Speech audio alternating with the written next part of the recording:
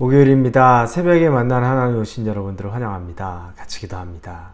하나님, 좋은 날입니다. 하나님이 주신 날이기에 좋습니다. 똑같은 날 같지만 똑같은 날이 아님을 압니다. 하나님이 우리에게 오늘도 하나님과 함께 우리에게 맡겨진 이 날을 열심히, 그러나 기쁨으로, 감사함으로 동행하라고 말씀하시는 그 말씀을 받습니다. 말씀이 우리를 인도하게 하여 주시고 말씀에 확신을 갖게 하여 주셔서 말씀 그대로 살아도 내가 이 세상에서 손해보거나 내가 이 세상에서 다른 사람에 비해 처지는 것이 아니라 오히려 말할 수 없는 자유를 느끼고 기쁨을 느낀다는 것을 누리고 살게 하여 주시옵소서. 좁은 길로 가기보다 넓은 길로 가는 것을 좋아했던 우리가 이제는 넓은 길로 가는 것이 마음이 불편하여 좁은 길로 자원하여 갈 수 있는 삶을 살게 하여 주옵소서. 예수님의 이름으로 기도합니다. 아멘. 오늘 우리에게 주시는 말씀은 로마서입니다. 로마서 3장 9절에서 20절까지의 말씀입니다. 로마서 3장 9절에서 20절입니다. 찾으셨으면 우리 3장 9절부터 읽겠습니다. 그러면 어떠하냐? 우리는 나으냐? 결코 아니라.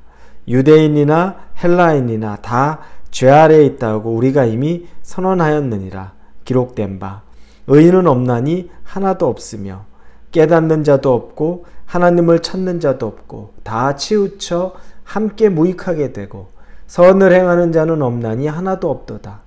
그들의 목구멍은 열린 무덤이요 그 혀로는 속임을 일삼으며 그 입술에는 독사의 독이 있고 그 입에는 저주와 악독이 가득하고 그 발은 피 흘리는 데 빠른지라. 파멸과 고생이 그 길에 있어 평강의 길을 알지 못하였고 그들의 눈앞에 하나님을 두려워함이 없느니라 함과 같으니라. 우리가 알거니와 무릇 율법이 말하는 바는 율법 아래 있는 자들에게 말하는 것이니 이는 모든 입을 막고 온 세상으로 하나님의 심판 아래에 있게 하려 함이라. 그러므로 율법의 행위로 그의 앞에 의롭다 하심을 얻을 육체가 없나니 율법으로는 죄를 깨달음이니라. 아멘. 우리가 본 3장 1절에서 2절에 보면 유대인이 나음이 무엇이냐, 유대인의 유익이 무엇이냐 그러면서 유익이 있다는 걸 말하죠. 그들이 이방인에 비해 나은 것은 하나님의 말씀을 받았다는 겁니다. 먼저 하나님의 말씀을 받은 것, 그걸 보면 그들은 구별되었구나라는 것들, 선택되었구나라는 것들 생각해 볼 수 있습니다. 그런데 오늘 9절에 보니 그러면 어떠하냐? 우리는 나으냐? 결코 아니라. 이제 9절엔 또 다른 얘기를 합니다. 유대인들이 이방인보다 나은 것이냐? 결코 아니라고 말합니다. 이게 뭔가 오락가락하는 것 같죠. 여기서 이후에 나오는 말은 유대인이나 헬라인이나 다 죄 아래에 있다고 우리가 이미 선언하였느니라. 즉 유대인이 낫다고 말하는 것은 율법을 통해 하나님의 언약과 율법을 통해서 하나님으로부터 특권과 또 책임을 받았습니다. 먼저 특권을 받은 사람에게 책임이 있는 거죠. 어제 말한 대로 복음을 먼저 받은 사람이면 복음을 전해야 될 책임도 따르는 겁니다. 이 특권과 책임에 대해서 우리가 알고 있습니다. 이게 나은 점입니다. 그런데 이 특권과 책임이라 그래서 결코 하나님이 유대인을 편애해서 그들에게 행하지도 않은 그들의 선함을 통해 구원을 주었다. 그들이 영원한 구원에 이르는 것이 이 율법을 맡았기 때문에, 이 율법을 가졌기 때문에 라고 생각할 수 없다는 겁니다. 하나님 편애하는 분이 아니라는 거죠. 말씀을 맡기는 했지만 그들이 먼저 맡은 자로서의 책임을 다하지 못하는 모습, 그 모습에 대해서는 하나님도 여전히 그들에 대한 책망이 있다는 겁니다. 심판이 남아 있다는 겁니다. 자, 그러면 하나님이, 신실하신 하나님이 결국 유대인과 이방인 다 똑같다라고 말하는 건 죄에 대한 문제입니다. 여러분, 이 죄에 대한 문제를 계속 다루기 시작합니다. 유대인이나 이방인이나 모두가 죄인이라는 겁니다. 그럼 죄는 어떤 내용이 포함되어 있을까요? 먼저 11절, 18절에 보면 11절엔 하나님을 찾는 자도 없고, 그리고 18절엔 그들 눈앞에 하나님을 두려워함이 없다. 죄의 근원은 하나님을 두려워하지 않고 하나님을 찾지 않는 겁니다. 하나님을 두려워하지 않으니까 하나님을 찾지 않는 거죠. 하나님을 두려워한다면 당연히 하나님을 찾겠죠. 죄인은 하나님을 두려워하지 않습니다. 그래서 하나님을 찾지 않습니다. 이게 바로 죄의 근원입니다. 그래서 이방인들이 그렇죠. 하나님 두려워하지 않아서 하나님 찾지 않습니다. 유대인은 어떨까요? 그들이 하나님을 여전히 찾지 않죠. 그럼 그 밑바닥에 하나님을 두려워하는 것 같은데 하나님을 두려워하는 게 아니라는 겁니다. 혼날까봐 겁내하는 건 있어도 그래도 하나님을 진심으로 두려워하는 것은 아니라는 겁니다. 자, 그러면 이 죄는 어디까지 퍼져 있을까요? 오늘 12절부터 18절까지 보면 죄가 얼마나 깊이 퍼져 있는지를 봅니다. 그들의 목구멍은 열린 무덤이요 혀로는 속임을 일삼으며 입술에는 독사의 독이 있고 입에는 저주와 악독이 가득하고 그 발은 피 흘리는 데 빠른지라 파멸과 고생이 그 길에 있어 평강의 길을 알지 못하였고 그들의 눈앞에 하나님을 두려움이 없는 일함과 같으니라.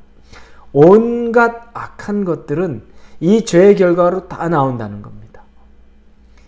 죄, 하나님을 두려워하지 않아 하나님을 찾지 않는데 그들은 악한 모든 입술과 행동들이 다 그들에게 있다는 겁니다. 우리가 그와 같은 사람입니다. 유대인이나 이방인이나 어느 누구나 다 이와 같다는 거죠.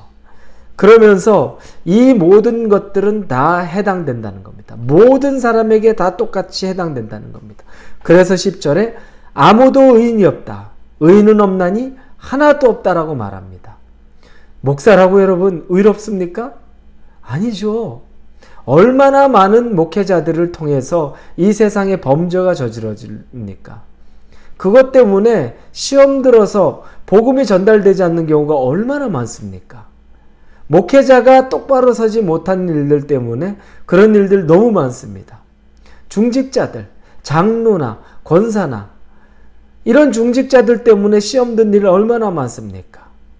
교회 장로여서 권사여서 믿었는데 사기를 치고 가는 일들, 간음하는 일들 너무너무 많죠. 그 일 때문에 복음이 전달되지 않습니다. 그러면 직분을 갖지 않은 이제 교회에 출석한 지 얼마 되지 않은 분들은 또 그러면 한없이 깨끗할까요? 이것저것 마음이 오락가락합니다. 세상과 하나님 사이를 계속 왔다 갔다 하죠. 여러분, 한 명도 의인은 없습니다. 어떠한 사람도 의인은 없습니다. 겉으로는 사람은 속일 수 있어도 절대 하나님을 속일 수 없고 하나님이 볼 때 한 명도 의인은 없습니다. 바울이 이런 고백을 할 때 자기를 의인 취급했습니까? 아니요. 바울의 고백, 그 서신서에 얼마나 많이 자기 자신을 죄인 중에 괴수라고 말합니다. 다른 사람들보다 자기는 더 악했다고 말합니다. 겉으로는 바리새인요 베냐민 지파여 율법으로는 누구도 뒤지지 않고 로마의 시민권도 갖고 있고 열심으로는 아주 최상의 사람이었다. 겉으로는 그렇게 보이는데 자기의 내면의 삶은 얼마나 악했는지를 고백하는 일들이 나오죠. 여러분, 의인은 없습니다. 단 하나도 없습니다. 완전한 인간은 없다는 것을 여기서 11, 12절에서 고발합니다. 자, 그러면 조금 더 우리가 노력하면 이 하나님의 법을 지키려고 노력하면 우리가 의로워질 수 있을까요? 아닙니다. 그건 불가능합니다. 우리는 의로워질 수 없습니다. 여기서 굉장히 중요한 로마서의 이제 주제가 나오죠. 우리의 노력, 우리의 의로는 절대, 즉 율법, 우리의 행하는 것으로는 우리가 의롭다함을 받을 수 없다는 겁니다. 오늘 본문에 보면 20절에 뭐라고 나옵니까?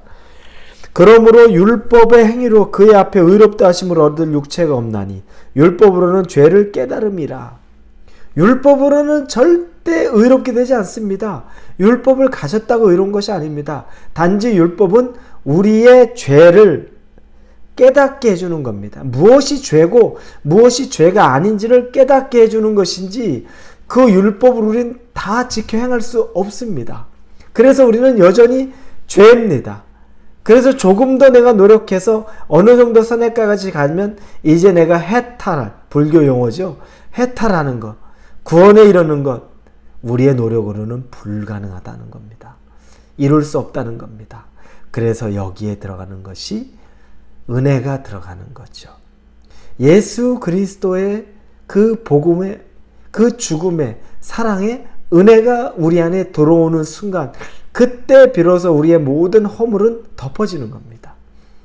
예수 그리스도의 죽음이 우리의 모든 것을 덮을 수 있는 유일한 방법이라는 거죠. 그 외에는 다른 방법이 없습니다. 그래서 여러분, 아무리 선하게 살아도 구원의 문제를 해결할 수 없는 것. 그래서 나는 법 없이 사니까 기독교인들 그렇게 엉망으로 사는 것보다 난 이렇게 사는 게 내가 훨씬 깨끗해. 여러분, 그건 정답이 못 되는 거죠. 우리 입장에서 볼 때는 그럴 수도 있겠지만 하나님 입장에서 볼 때는 그 사람이나 추악한 살인자나 진배 없이 다 죄인에 불과합니다. 그 위에 은혜가 더 씌워진 자, 즉 예수 그리스도를 믿는 자에게 은혜가 씌워져 있기 때문에 그걸로 구원을 얻는 것뿐이죠. 사랑하는 우리 성도 여러분, 열심히 내서 우리가 하나님의 말씀 그대로 살아야 합니다. 몸부림쳐야 됩니다. 그런데 내 의지로 그걸 전부 이룰 수 있다는 것들은 버리십시오. 오히려 나는 죄인 중에 죄인이다. 일찍 여러분 우리의 모든 것들을 포기하고 은혜를 더 구하십시오. 긍휼을 구하십시오. 그때 하나님의 은혜가 우리를 덮을 것입니다. 같이 기도합니다. 은혜를 갈망합니다. 바리새인보다 멀리서 고개도 들지 못하고 눈물을 뚝뚝 흘리던 세리의 기도를 하기를 원합니다. 은혜 베풀어 주옵소서. 예수님의 이름으로 기도합니다. 아멘.